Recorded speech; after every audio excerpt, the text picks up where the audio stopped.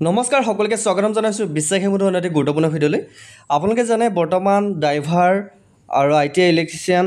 লগতে আপোনাৰ ADRE 2.0 skill test হ'ব, ঠিক আছে, মানে দক্ষতা পৰীক্ষা হ'ব।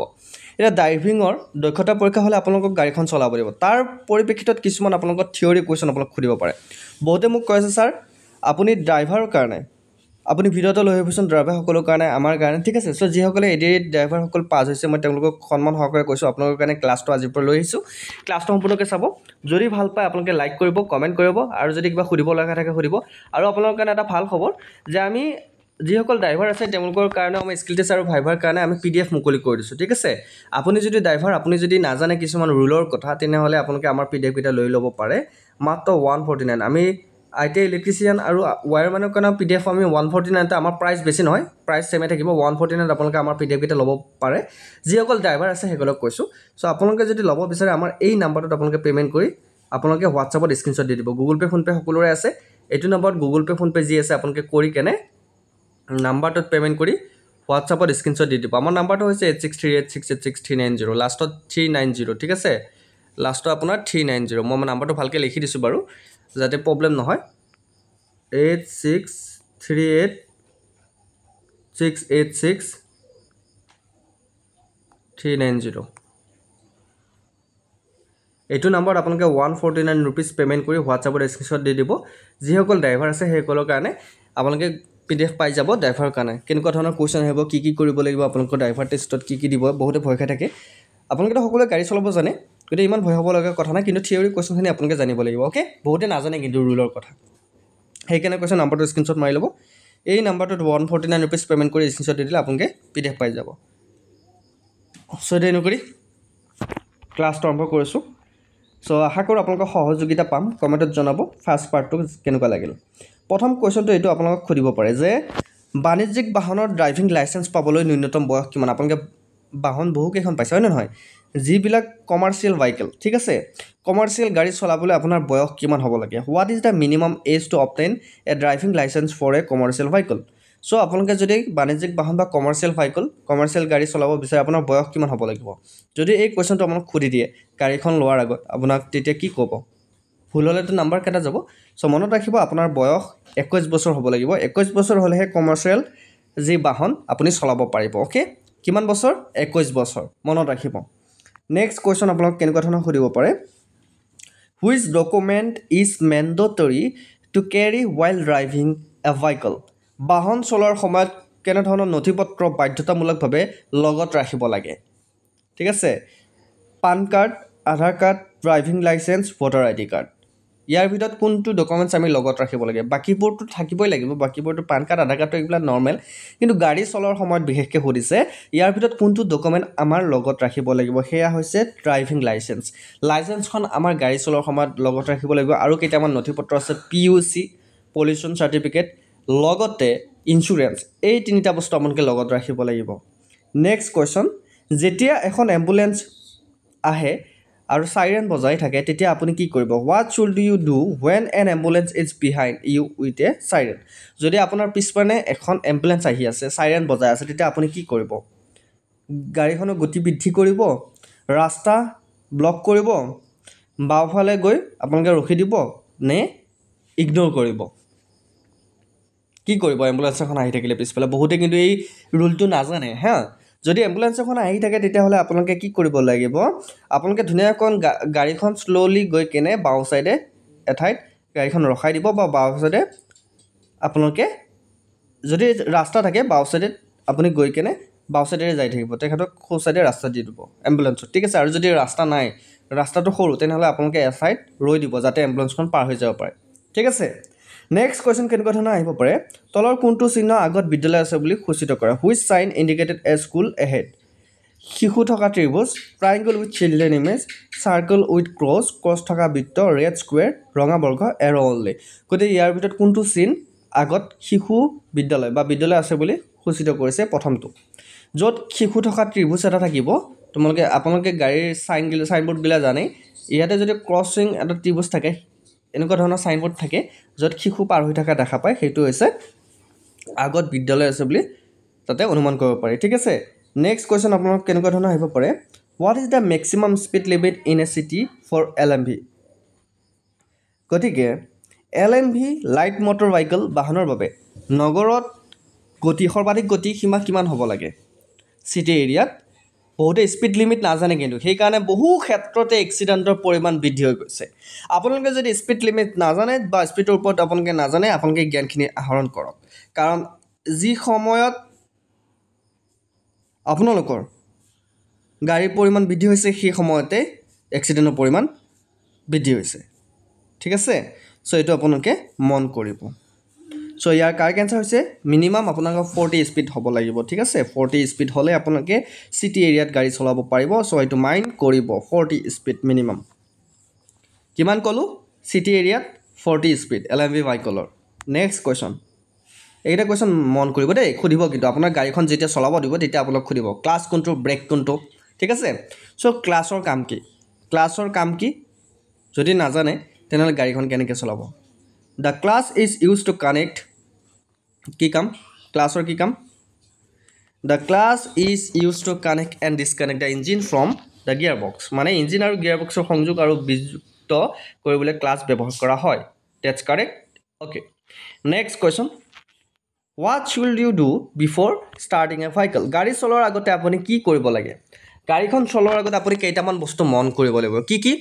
আপোনালোকে ব্ৰেক চেক কৰিব লাগিব ব্ৰেক ঠিকমতে কাম কৰে নকৰে ঠিক আছে গাড়ীখনত তেল আছে নে নাই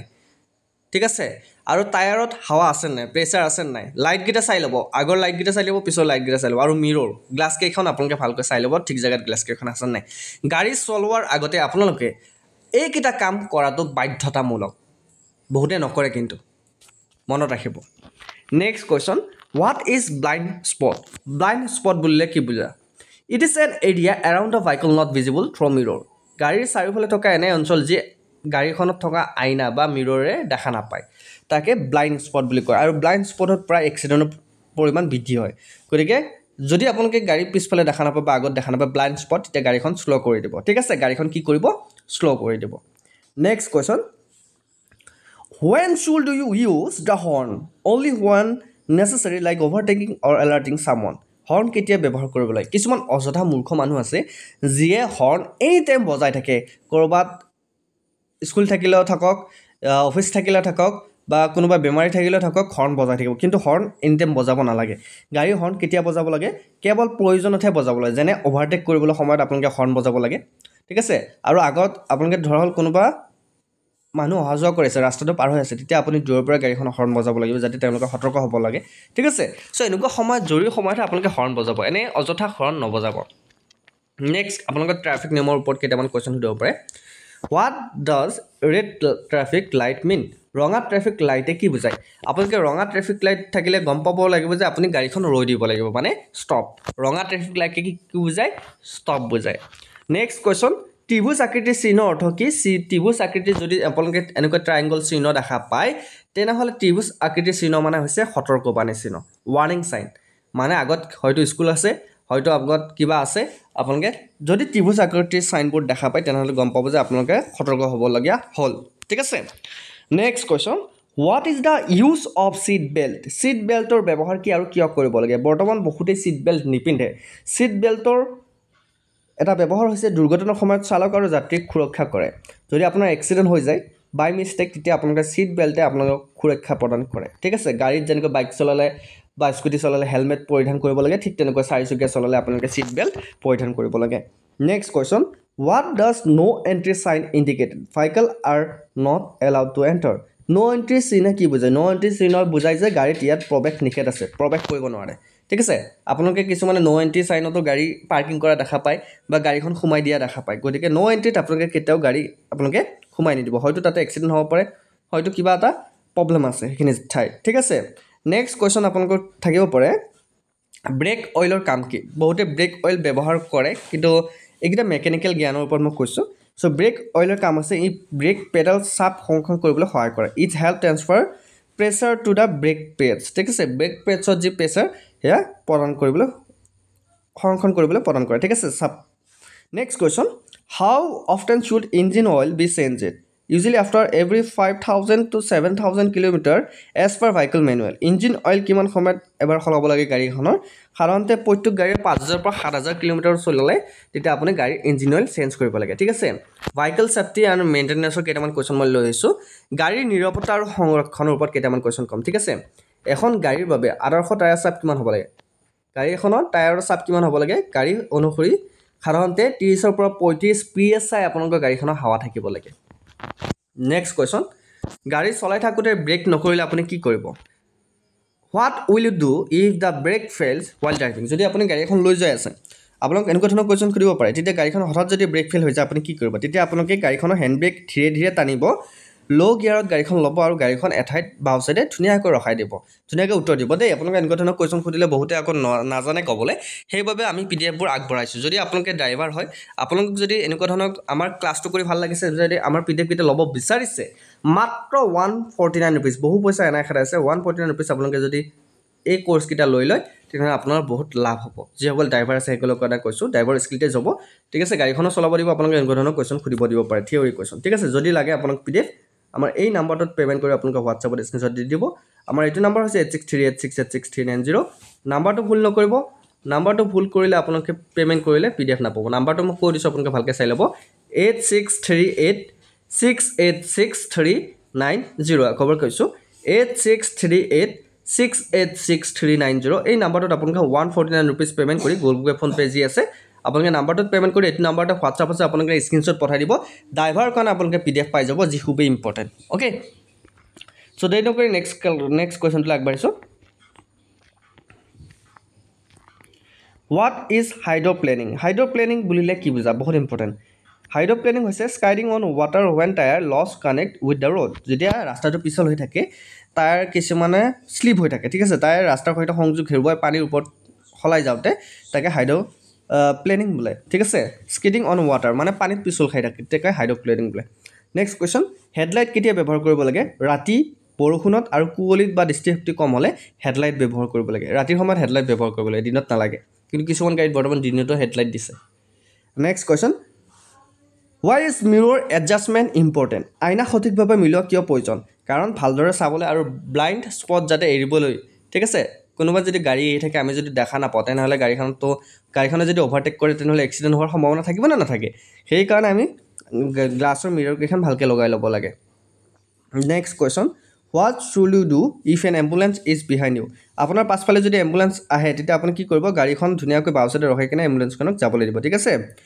Can you use mobile phone while driving? গাড়ী চলাই থাকোতে মোবাইল ব্যৱহাৰ কৰিব পাৰি নে নোৱাৰে এই কোৱেশ্চনটো বহুতে নাজানে কিন্তু কোনোবা কিছুমান মানুহ আছে যে গাড়ী চলাই থাকোতে মোবাইল ফোন ব্যৱহাৰ কৰে নহয় ই কঠোৰভাৱে নিষিদ্ধ ঠিক আছে আপোনাৰ ফাইনো হ'ব পাৰে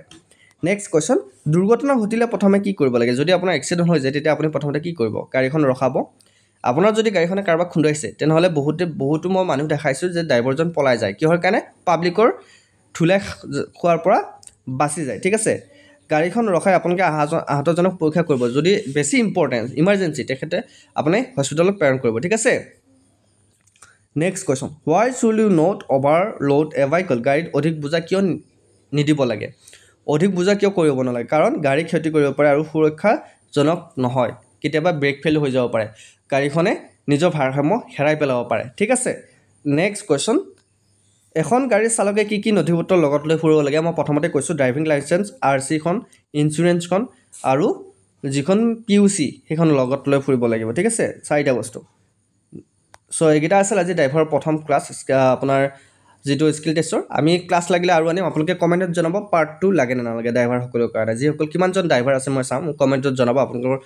কোনে মোৰ ক্লাছ কৰি ভাল পায় আমাৰ ক্লাছ কৰি ভাল পায় বিশ্বাসী বন্ধু কমেন্টত জনাব আৰু যদি আপোনালোকৰ ড্ৰাইভাৰৰ ওপৰত পিডিএফ লাগে মই অলৰেডি নাম্বাৰটো দি দিলো সো আমাৰ নাম্বাৰটো হৈছে 8638686390 এই নাম্বাৰটো আপোনালোকে পেমেন্ট কৰি WhatsAppত স্ক্ৰিনশ্বট দি দিব আপোনালোকে পিডিএফ পাই যাব ড্ৰাইভাৰৰ কাৰণে যিসকলৰ পৰীক্ষা আছে ড্ৰাইভাৰ ঠিক আছে নাম্বাৰটো ভুল নকৰিব নাম্বাৰটো বহুতে ভুল কৰিলে পিছত মুকে প্ৰবলেম হৈ যায় মুক কয় যে স্যাৰ পিডিএফ নিদিয়ে বুলি একচুয়ালি নাম্বাৰটো আমাৰ ভুলকৈ নিলিখিব নাম্বাৰটো 8638686390 এই নাম্বাৰটোত আপোনালোকে পেমেন্ট কৰি WhatsAppত স্ক্ৰিনশ্বট দিব পিডিএফ পাই যাব সো আজিলৈ মানে অন্যটো ভিডিঅ'ত আকৌ লগ পোৱাৰ প্ৰতিশ্ৰুতি জয় হিন্দ জয় অসম